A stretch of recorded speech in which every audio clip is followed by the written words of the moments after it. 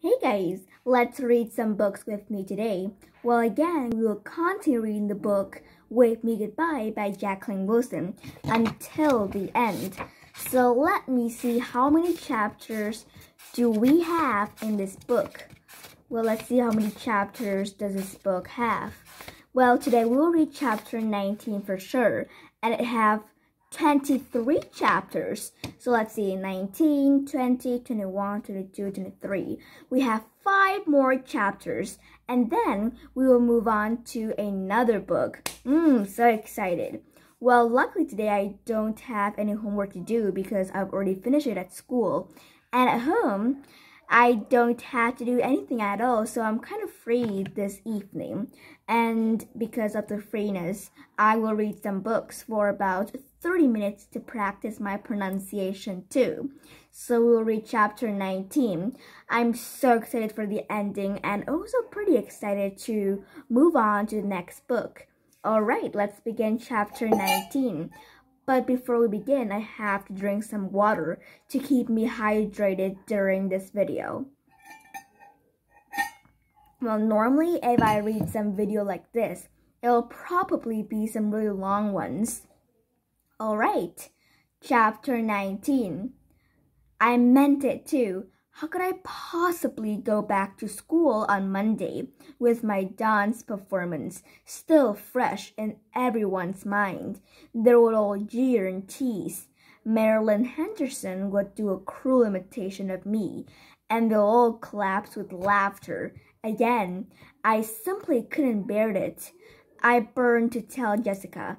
I knew she'll be understanding. I couldn't wait to see her. All Saturday morning, I was in a fever of impatience while I was sitting by the lake going over our conversation last Sunday. I heard a gunshot. My stomach heaved. I couldn't face rabbit pie again. Much later, I trailed back indoors, determined not to eat a mouthful of dinner. Chubby had indeed made rabbit pie, but there was another smaller pie on the serving mat. It had a golden crust, little clouds of steam escaping from the fork holes in the middle. I found some early mushrooms, so I made a special mushroom and bacon pie just for you, Miss Fussy Guts, said Chubby. It was so unexpectedly kind of her that I was lost for words. I thought she disliked me, but she must have liked me just a little bit to go to so much trouble. It's delicious, Chubby, I said after I took a big mouthful. Thank you ever so much. I want my own pie too, said Archie. You watch out or I'll chop you up and bake you in your pie, said Chubby, miming chopping with her knife. Archie squealed in delight horror. He picked up his own knife to chop her back. Hey, calm down, Archie. And you, Kevin, please try to close your mouth when you eat. Hasn't anyone ever taught you table manners? Asked Mrs. Waverly. I thought this is a tactless question, but I smiled at her even so. We can go down to the village this afternoon, can't we? I asked. I don't see why not. After you've all had a little nap to let your lovely lunch go down, she said, but I better not give you a lift now that we're all being told to save petrol because of the war. You have to go by yourselves. Mind your behave.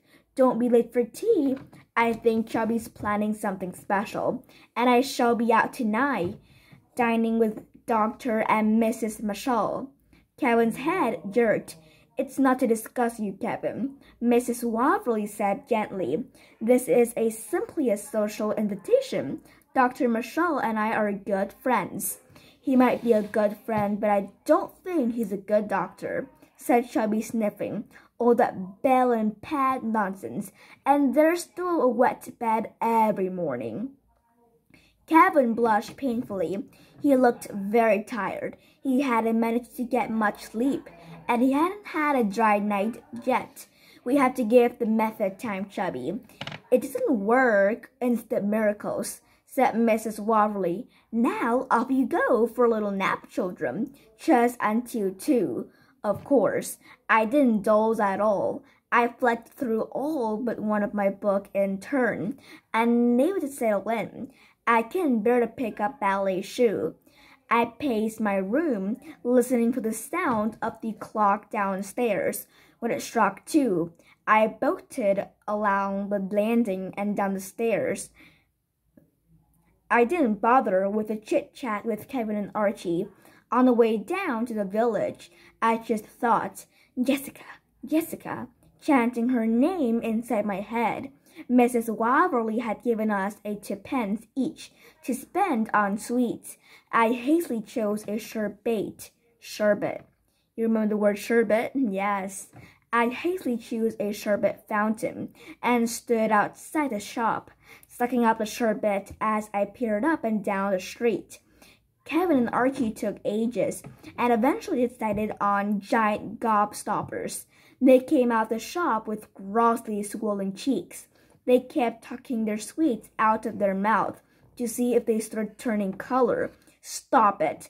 It looks revolting. I snapped. Go off and play somewhere. You come too, said Kevin, licking slurp with his fingers. No fear. I'm waiting for Jessica. I said, I don't know what you see in that stuck-up lumpy girl. She said, she's no fun. You shut up. She's my best friend in all the world. I said angrily, well, here she is. Kevin was pointing at a little parade of purple coming down the street. Sister Josephine was sailing along at the front, her black skirts bellowing. I saw Goofy and Munchkin and Freckleface, but no Jessica. I waited tensely, forgetting my sherbet. I hoped she would simply be trailing along behind, but after 10 minutes, there was still no sign of her. I ran up and down the street in case she was looking in the windows or wandering down one of the little alleyways, but I couldn't see her. I rushed back to the sweet shop. Kevin and Archie were sitting on the step comparing gobstoppers. The convent girls were having to step around them, holding their tunics clear of all the stickiness. Go away, little boys, said Sister Josephine, glaring at them. You're supposed to loiter on the step like this. You're getting in everyone's way. Please, Sister Josephine, where is Jessica? I asked. I beg your pardon. Who are you? How do you know my name? She said in outrage. I was on the train with you, don't you remember? I'm Shirley. I was the girl with the heavy suitcase. I reminded her. Ah, yes, she said, sighing. And I'm Jessica's best friend, I said. Do you know where she is? Yes, I do, but it's none of your business, said Sister Josephine. Now off you go, and take your brothers and their wretched bonbons with you.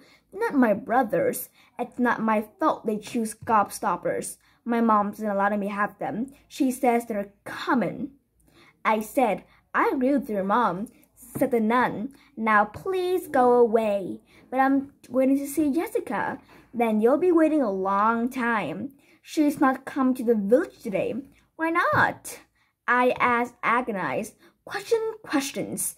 It's none of your business, she said, her mustache bristling. She clapped her hands to gather the street Agatha's girls together. Come along, quick, sharp. We're going back to Lady Amersham's now, she called. Goofy and Munchkin were last out of the shop, blowing bubbles of piping gum behind Sister Josephine's back. Excuse me, I said quickly. Can you tell me why Jessica isn't here? Didn't you want to come too? Oh, look, it's Toty Toilet, said Goofy, and they both laughed. Shut up. Tell me about Jessica. Is she sick? Sick in the head, more like, said Munchkin. What do you mean, tell me? But they just looked at each other, smirking.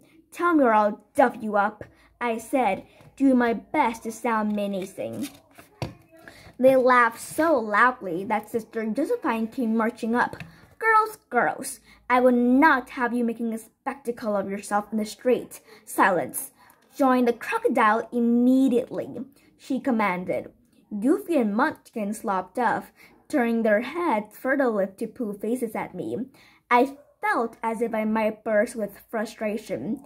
So she's not coming then, said Kevin, lurking nearby. Yes, she is, I said fiercely. She's not, they said. I don't care what they said. They're just mean and stupid, I insisted. But that nun lady said she wasn't coming. Nuns aren't allowed to lie, said Kevin. I bet Sister Josephine lied her head off. I said she might have said she wasn't coming, but Jessica wasn't letting me down. You see, she'll be here in any minute. You're nuts, said Kevin. Come on, you can't just hang about after the sweet shop. Come and play with Archie and me. There's a swing in that field over there. I'm the slightest bit interested in a little kid swing, I said. I'm waiting here. Suit yourselves. Kevin took hold of Archie's wrist and steered him towards the field. I waited and waited. I played games where I shut my eyes and counted to 100, telling myself that Jessica would be standing in front of me by the time I finished. When this didn't work, I tried counting to 1,000, but I kept getting muddled. I pretend Pauline, Petrova, and Posey were waiting for me, but that reminded me of my ballet fiascos. I shook my head violently to get the thoughts out of my head. Oh, look! She's waggling her head about like she's in agony. Perhaps this is a new dance, not the dying swan, more like the dying lumbering elephant. Marilyn Henderson and Mary were standing there mocking me. I started to feel like a freak show at carnival. First Goofy and Munchkin, and now Marilyn and Mary. I was terrified I might actually burst into tears, so I turned my back on them. Long after they wandered off, I stayed there, staring through the model glass window at the jars of sweet. After a while, the sweet shop man came to the window and made a little shooting gesture with his hand. I took no notice. He came to the door. "Oi, you, buzz off! I don't want to go," I said, trying not to cry. "Oh, don't go all weepy with me. What's up? Haven't you got any pocket money left for your sweeties?" I shook my head, but he didn't understand. "Look, you can have 2 ounces on me, 2 soft-hearted for my own good. That's what I am. What would you like? Wine gums, aniseed balls, fruit drops?" he offered. "No, thank you," I sniffed. "Well, you're a rum one and no mistake. Never once had a kitty turn down free sweeties. You're one of the London lot, aren't you? Don't you get no sweeties at home?" "Yes, sometimes. And I already bought a sherbet fountain off you, don't you remember?" I said. "Your evacuees all the same to me. Pale, punny little things. The lot of you," he said. "Well, I'm about to shut up my shop now. I'm putting the blinds down so you won't have anything to look at. You better run off home, whether we'll have they bulleted you." "I'm staying with Mrs. Wawe and Miss Chubb at the Red House," I said. "All of them? Well, they're a strange pair. The tales I could tell," he said. "What tales?" The sweet shop man rubbed his nose. "All that would be telling," he said maddeningly. Then he went back into the shop. I heard him bolt the door, and within a second he had let down the blinds.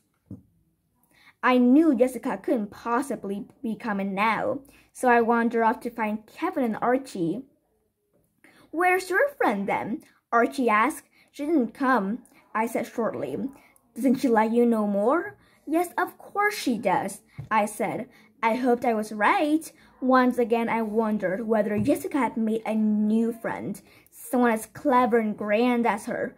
Maybe they're both been naughty, and Sister Josephine had banned them from coming down to the village. They could this very minute be wandering the fancy rooms of the White House, discussing their favorite books, and inventing imaginary games. I knew deep down that this was extremely unlikely, but I tortured myself with the thought. All the way back to Mrs. Waverly, Chubby had our tea waiting for us. The treat was a special ice sponge cake with jam and buttercream. She cut 3 generous slices. Kevin and Archie gobbled theirs and begged for more. I just nibbled the icing. "Don't you like cake?" Chubby asked, astonished. "What's wrong with it? I still make a feather light sponge, even though I say so myself." Mrs. Men and I have got out the habit of cakes, but now we lumbered with you kitties, I thought I would start baking again. But there's no point bothering if you turn your nose up at it, Miss Fizzbot.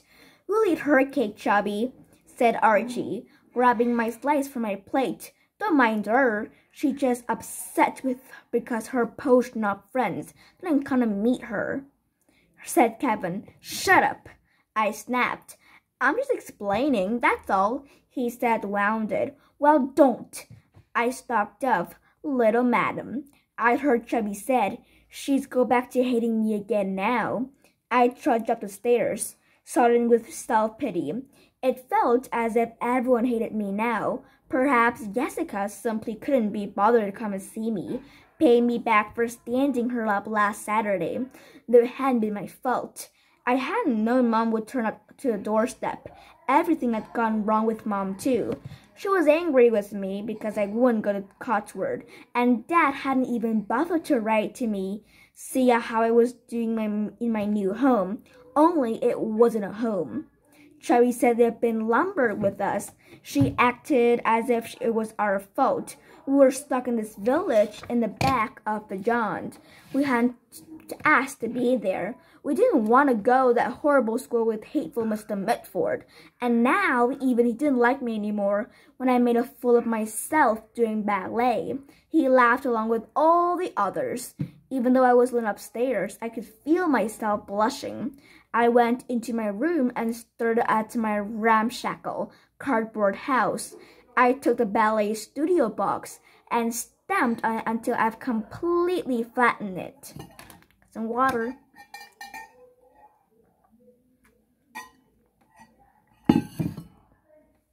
Everything was spoiled now. I couldn't bear to be in my room anymore. I wandered along the corridor all the way to the end. Mrs. Wawe had gone to dine with his doctor and his wife. She wouldn't be back for hours. I slipped into her bedroom. The pink silks and satin calmed me. I rubbed my flushed cheek on the slippery bedspread and then crept over to her jewelry box. I opened it carefully and felt among the pearls and bangles for the key to the room next door. I clasped it tight and then dropped it in my tunic pocket. I heard a gasp and looked up. Kevin was standing in the doorway, staring at me with his mouth open. What are you doing creeping after me? How dare you come spying on me? I hissed. What are you doing? Nothing, I said. Don't give me that. I don't blooming believe it. You're nicking her jewelry. No, I'm not. I saw you with my own eyes. You're a thief, Shirley Smith, for all your fancy token prissy airs. Kevin shook his head and laughed. Shut up. He will come to see what you're laughing at. No, he's downstairs with his precious chubby wubby. I still can't credit it to Cheryl. Shirley, not Cheryl. And I'm absolutely not a thief. I haven't touched Mrs. Wawe jewelry. And what's that you've got in your pocket? Kevin grabbed at me, sticking his long fingers in my pocket, before I could stop him. Get out, or stop it. I protested, trying to fight him off, but he had the key in his hand now. What's this then? He asked, puzzled. What does it look like? It's a key. Yeah, but what's it for? Are you that thick? It's obvious what it's for, to open a door, he said. What door? Said Kevin. But then the penny dropped. The door to the next room. But how come you knew it was in her jewelry box? She showed me. She took me into that room with a special secret between her and me, I said, unable to resist showing off. And me now, said Kevin. I'm opening it. No, you mustn't. You cannot. I'll get into trouble if you see what's in there. You'll never be able to keep it a secret, I said, really frightened now. I keep all sorts of secrets, said Kevin, marching out of the bedroom purposefully. No, please, you mustn't, I said, trying to snatch the key back. He had his arm high and couldn't get anywhere near it, even though I jumped up in the air.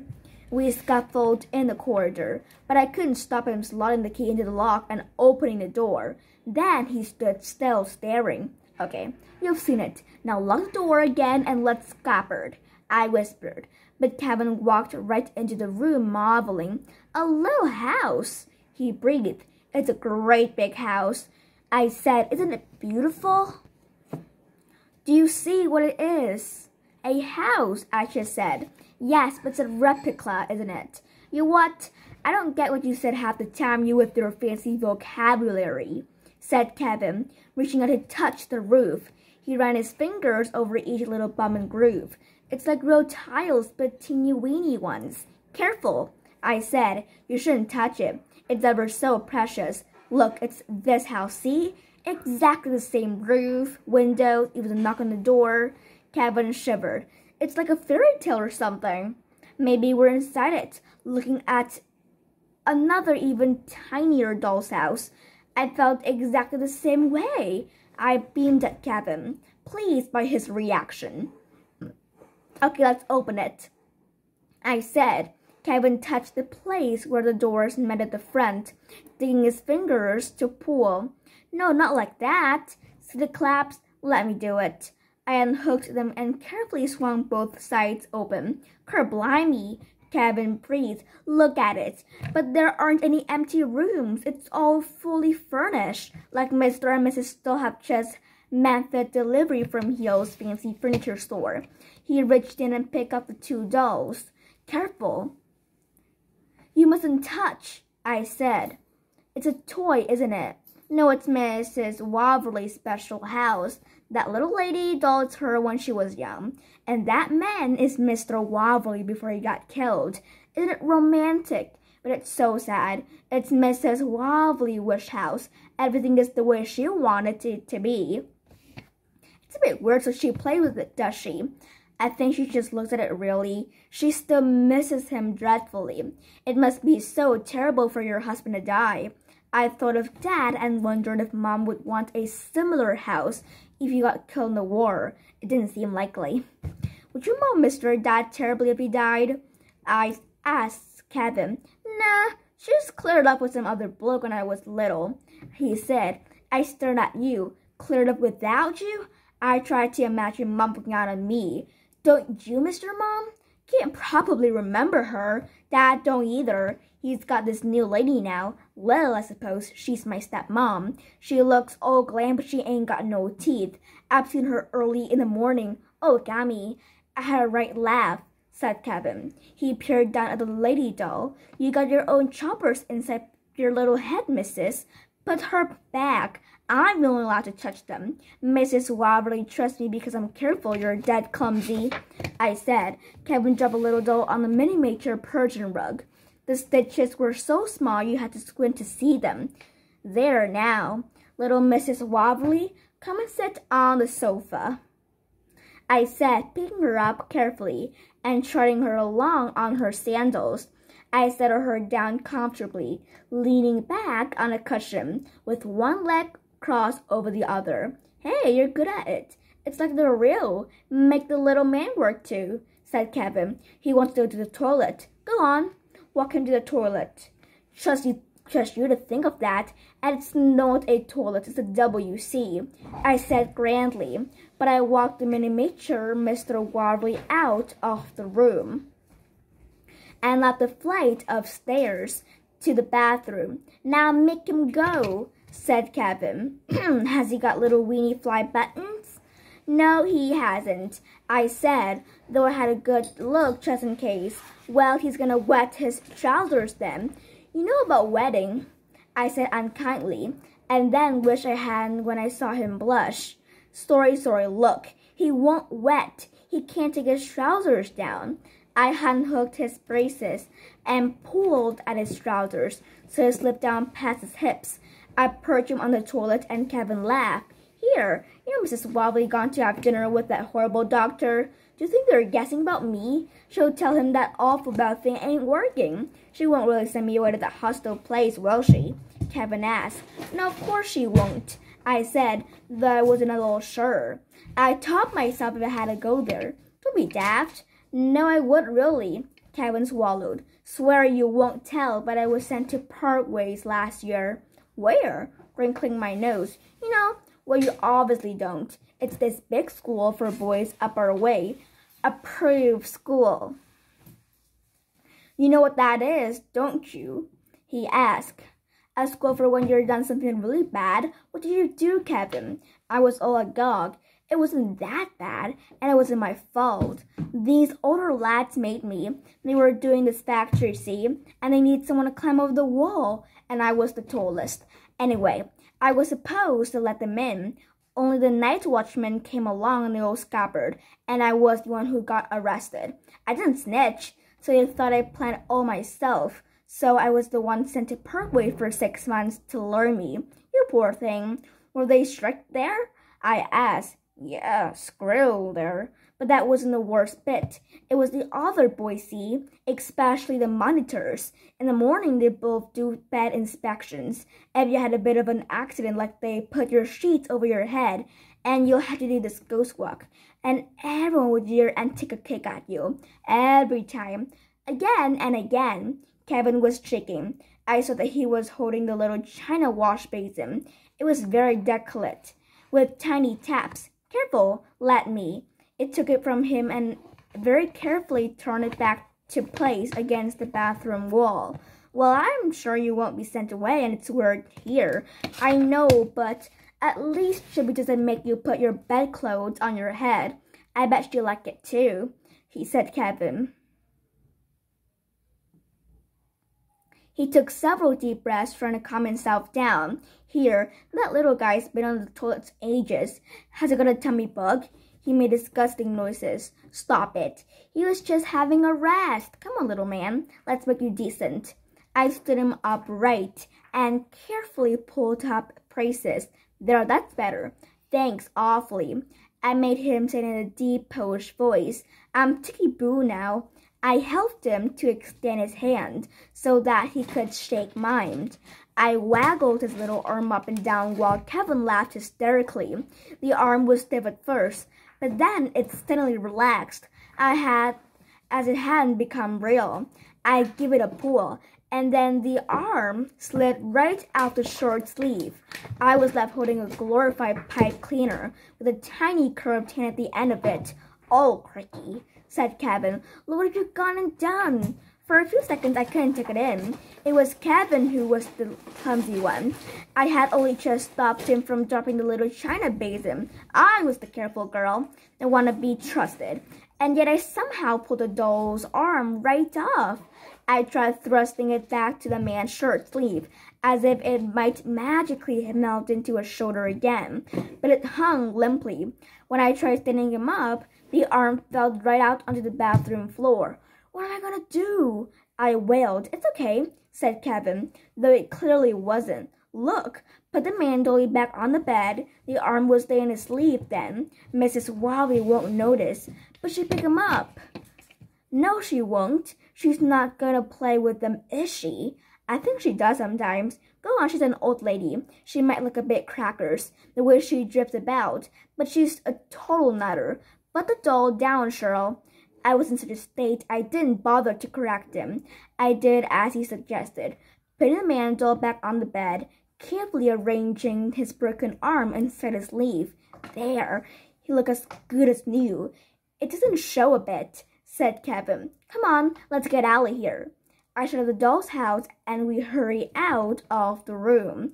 I locked the door and returned to the key to Mrs. Waverly's jewelry box. Then we walked back along the corridor. Kevin reached out and squeezed my hand. There, no one will ever guess. It's all right, he said, trying to be comforting. And that's the end of chapter 19. We'll see in chapter 20. See, we've only got 4 more chapters and we finished this book. Bye.